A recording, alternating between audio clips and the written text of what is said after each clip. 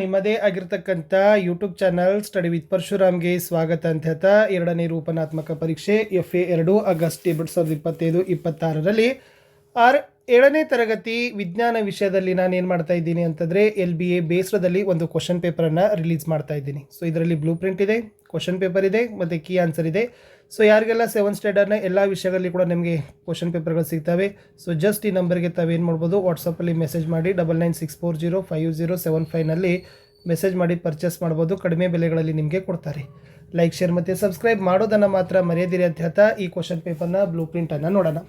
So first blue ಪ್ರಿಂಟಲ್ಲಿ ಉದ್ದಿಷ್ಟವಾರು ಅಂಕ ಹಂಚಿಕೆಗಳನ್ನು ನೋಡೋದಾದರೆ ಜ್ಞಾನಕ್ಕೆ 5 ಅಂಕ ಇದೆ, ತಿಳುವಳಿಕೆಗೆ 9 ಇದ್ದಾವೆ, ಅನ್ವಯಕ್ಕೆ 6 ಇದೆ, ಒಟ್ಟಾರೆ 20 ಅಂಕ ಇದೆ. ಇನ್ನು ಪ್ರಶ್ನೆಗಳ ವಿಧ ಆಧರಿಸಿ ಅಂಕ ಹಂಚಿಕೆಗಳನ್ನು ನೋಡೋದಾದರೆ ಬಹು ಆಯ್ಕೆ ಮತ್ತು ಅತಿ ಕಿರು ಉತ್ತರದ 6 ಇದ್ದಾವೆ, ಕಿರು ಉತ್ತರದ್ದು 8 ಇದ್ದಾವೆ, ದೀರ್ಘ ಉತ್ತರದ್ದು 6 ಅಂಕ, ಒಟ್ಟಾರೆ 20 ಅಂಕ. ಇನ್ನು ಕ್ಲಿಷ್ಟತೆ ಮಟ್ಟ ಆಧರಿಸಿ ಅಂಕ ಹಂಚಿಕೆಗಳನ್ನು ನೋಡೋದಾದರೆ ಸುಲಭ 6 ಅಂಕ, ಸಾಧಾರಣ 10, ಕಠಿಣ 4, ಒಟ್ಟಾರೆ 20 ಅಂಕ.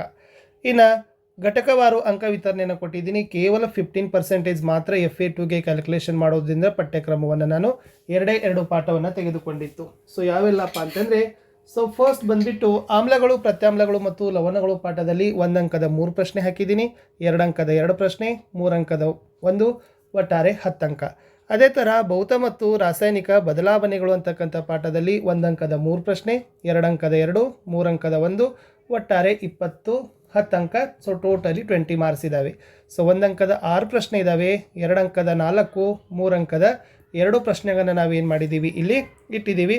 ಸೊ ಜಸ್ಟ್ ನಾನು ನಿಮ್ಗೆ ಏನು ಮಾಡ್ತೀನಿ ಅಂತಂದರೆ ಕ್ವಶನ್ ಪೇಪರನ್ನು ಕೀ ಆನ್ಸರ್ನ ಪೇಜ್ಗೆ ಕರ್ಕೊಂಡು ಹೋಗ್ತೀನಿ. ಎಸ್, ಸೊ ಫಸ್ಟ್ ಏನಿತ್ತು ಅಂತಂದರೆ 2ನೇ ರೂಪನಾತ್ಮಕ ಪರೀಕ್ಷೆ FA2 2025-26 ಇದು ಉತ್ತರ ಪತ್ರಿಕೆ ಇದೆ. ತರಗತಿ 7, ವಿಷಯ ವಿಜ್ಞಾನ, ಅಂಕ 20, ಸಮಯ 60 ನಿಮಿಷ ಅಂತ ಏನು ಮಾಡಿದ್ದಾರೆ ಕೊಟ್ಟಿದ್ದಾರೆ. ಸೊ ಫಸ್ಟ್ ಮೇನಲ್ಲಿರ್ತಕ್ಕಂಥದ್ದು ಬಿಟ್ಟ ಸ್ಥಳ ತುಂಬಿರಿ ಅಂತಕ್ಕಂಥ ಪ್ರಶ್ನೆಗಳಿದ್ದಾವೆ. 2 ಪ್ರಶ್ನೆಗಳು, ಪ್ರತಿ ಸರಿಯಾದ ಉತ್ತರಕ್ಕೆ 1 ಅಂಕ, 2 ಪ್ರಶ್ನೆ 2 ಅಂಕ. ಪ್ರಶ್ನೆ 1 ಲಿಟ್ಮಸ್ ಒಂದು ಡ್ಯಾಶ್ ಸೂಚಕ ಅಂತ ಕೊಟ್ಟಿತ್ತು. ಸೊ ಲಿಟ್ಮಸಲ್ಲಿ ಏನಿದೆ ಅಂತಂದರೆ, so the right answer is ನೈಸರ್ಗಿಕ ಅಂತಕ್ಕಂಥದ್ದು ಸರಿಯಾದ ಉತ್ತರ ಬರ್ತದೆ. ಇನ್ನು 2ನೇ ಪ್ರಶ್ನೆ, ಉಪ್ಪು ನೀರಿನಲ್ಲಿ ಕರಗುವುದು ಡ್ಯಾಶ್ ಬದಲಾವಣೆಗೆ ಉದಾಹರಣೆ ಅಂತ ಕೇಳಿದರು. ಸೊ ಉಪ್ಪು ನೀರಿನಲ್ಲಿ ಕರಗೋದಕ್ಕೆ ಅದು ಭೌತ ಬದಲಾವಣೆಗೆ ಉದಾಹರಣೆಯಾಗಿರ್ತಕ್ಕಂಥದ್ದು ಅನ್ನೋದು ಗೊತ್ತಿರಲಿ. ಇನ್ನು ಸರಿಯಾದ ಆಯ್ಕೆ ಆರಿಸಿ ತಾವು ಬರಿಬೇಕು. 2 ಪ್ರಶ್ನೆಗಳಿದ್ದಾವೆ, ಪ್ರತಿ ಸರಿಯಾದ ಉತ್ತರಕ್ಕೆ 1 ಅಂಕ, 2 ಪ್ರಶ್ನೆ 2 ಅಂಕ ಇಲ್ಲಿ ಇತ್ತು. ಪ್ರಶ್ನೆ 3, ಆಮ್ಲದ ರುಚಿಯು ಡ್ಯಾಶ್ ಆಗಿರುತ್ತದೆ ಅಂತ ಕೇಳಿದರು. ಸೊ ಆಮ್ಲದ ರುಚಿ ಹೇಗಾಗಿರ್ತದಪ್ಪ ಅಂದ್ರೆ ಆಪ್ಷನ್ ಬಿ ಕಹಿ ಆಗಿರ್ತದೆ ಅನ್ನೋದು ಸರಿ ಇತ್ತು. ಇನ್ನು 4ನೇ ಪ್ರಶ್ನೆ, ಸಮುದ್ರ ನೀರಿನಿಂದ ಉಪ್ಪನ್ನು ಪಡೆಯುವ ವಿಧಾನವನ್ನು ಹೀಗೆಂತಾರೆ ಅಂತ ಕೇಳಿದರು. ಎ ಸ್ಫಟಕೀಕರಣ, ಬಿ ಆವೀಕರಣ, ಸಿ ನಿರ್ಜಲೀಕರಣ, ಡಿ ಉತ್ಪತನ ಅಂತ ಇದೆ. So the right answer is option B ಆವೀಕರಣ ಅಂತಕ್ಕಂಥದ್ದು ಸರಿಯಾದ ಉತ್ತರ ಇತ್ತು. ಇನ್ನು ಥರ್ಡ್ ಮೇನಲ್ಲಿ ಒಂದು ವಾಕ್ಯದಲ್ಲಿ ಉತ್ತರವನ್ನು ಬೇಯಿಸ್ಲಿಕ್ಕೆ 2 ಪ್ರಶ್ನೆಗಳಿತ್ತು. ಪ್ರತಿ ಸರಿಯಾದ ಉತ್ತರಕ್ಕೆ 1 ಅಂಕ, 2 ಪ್ರಶ್ನೆ 2 ಅಂಕ. ಪ್ರಶ್ನೆ 5, ಲಿಟ್ಮಸ್ ಪಡೆಯುವ ಮೂಲ ಯಾವುದು ಅಂತ ಕೇಳಿದರು. ಸೊ ಲಿಟ್ಮಸನ್ನು ಪಡಿತಕ್ಕಂಥ ಮೂಲ ಏನಿತ್ತಂದರೆ ಲೀಚನ್ಸ್ ಅಂತ ಕೊಟ್ಟಿದ್ದಾರೆ. ಸೊ ಲೀಚನ್ಸ್ ಅಂತಕ್ಕಂಥದ್ದನ್ನು ನೀವು ಬರಿಬೇಕು. 6ನೇ ಪ್ರಶ್ನೆ, ಸಾಬೂನು ತಯಾರಿಕೆ ಯಾವ ಬದಲಾವಣೆಗೆ ಉದಾಹರಣೆಯಾಗಿದೆ ಅಂತ ಕೇಳಿದರು. ಸೊ ಗೊತ್ತಿರಲಿ, ಸಾಬೂನು ಬದಲಾವಣೆ ಅಂತಕ್ಕಂಥದ್ದು ಒಂದು ರಾಸಾಯನಿಕ ಬದಲಾವಣೆಗೆ ಉದಾಹರಣೆಯಾಗಿರ್ತಕ್ಕಂಥದ್ದು ಅಂತ ಬರೆದ್ರೆ ಸಾಕು. ಇನ್ನು 2 ಅಂಕದ ಪ್ರಶ್ನೆಗಳಿಗೆ ಹೋಗೋಣ. ಸೊ ಇಲ್ಲಿ ಒಟ್ಟು 4 ಇದ್ದಾವೆ, ಪ್ರತಿ ಸರಿಯಾದ ಉತ್ತರಕ್ಕೆ 2 ಅಂಕ. ಸೊ ಟೋಟಲಿ 4 ಪ್ರಶ್ನೆ 8 ಅಂಕ. ಪ್ರಶ್ನೆ 7, ಲವಣವು ಹೇಗೆ ಉಂಟಾಗ್ತದೆ ಅಂತ ಕೇಳಿದ್ದಾರೆ. ಆಮ್ಲ ಮತ್ತು ಪ್ರತ್ಯಾಮ್ಲಗಳ ಸಂಯೋಜನದಿಂದ ಲವಣ ಉಂಟಾಗ್ತದೆ. ಉದಾಹರಣೆಗೆ HCl + NaOH, it gives to NaCl + H2O. 8ನೇ ಪ್ರಶ್ನೆ, ಆಮ್ಲ ಮಳೆಗೆ ಕಾರಣವಾದ 2 ಮಾಲಿನ್ಯಕಾರಕಗಳನ್ನು ಹೆಸರಿಸಿರಿ. ಇಲ್ಲಿ ಸಲ್ಫರ್ ಡೈಆಕ್ಸೈಡ್ ಇದೆ, ನೈಟ್ರೋಜನ್ ಡೈಆಕ್ಸೈಡ್ ಇದೆ. ಅವೆರಡು ಕೂಡ ಏನಪ್ಪ ಅಂತಂದರೆ ಆಮ್ಲ ಮಳೆಗೆ ಕಾರಣವಾಗಿರ್ತಕ್ಕಂಥ 2 ಮಾಲಿನ್ಯಕಾರಕಗಳು.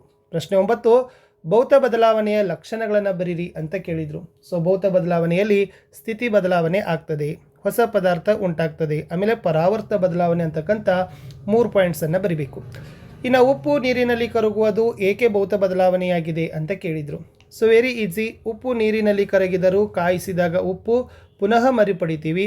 ಸೊ ಹೀಗಾಗಿ ಇದು ಒಂದು ರಾಸಾಯನಿಕ ಬದಲಾವಣೆ ಅಲ್ಲ, ಇದು ಭೌತ ಬದಲಾವಣೆಯಾಗಿದೆ ಅನ್ನೋದನ್ನು ನೀವು ಬರಿಬೇಕು.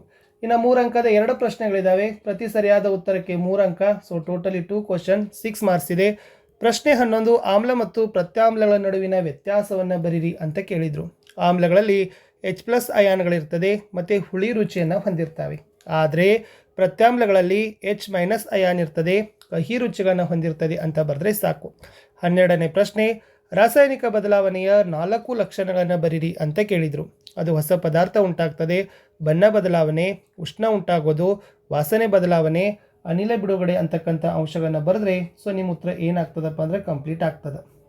ಇಷ್ಟಿತ್ತು ಸ್ನೇಹಿತರೆ ಈ ಒಂದು ವಿಡಿಯೋದಲ್ಲಿ ಅಂತ ಹೇಳ್ತಾ, ಸೊ ನಾನು ಸಿಗ್ತೀನಿ ಹೊಸ ವಿಡಿಯೋದಲ್ಲಿ. ಎಲ್ಲ ವಿಷಯಗಳೊಂದು ಕ್ವಶನ್ ಪೇಪರ್ಗಳು ಸಿಗ್ತವೆ, ಅವುಗಳನ್ನು ನೋಡಿ ಯುಟಿಲೈಸ್ ಮಾಡಿಕೊಡ್ರಿ ಅಂತ ಹೇಳ್ತಾ ಸಿಗುವ ಹೊಸ ವಿಡಿಯೋದಲ್ಲಿ. ಬಾಯ್.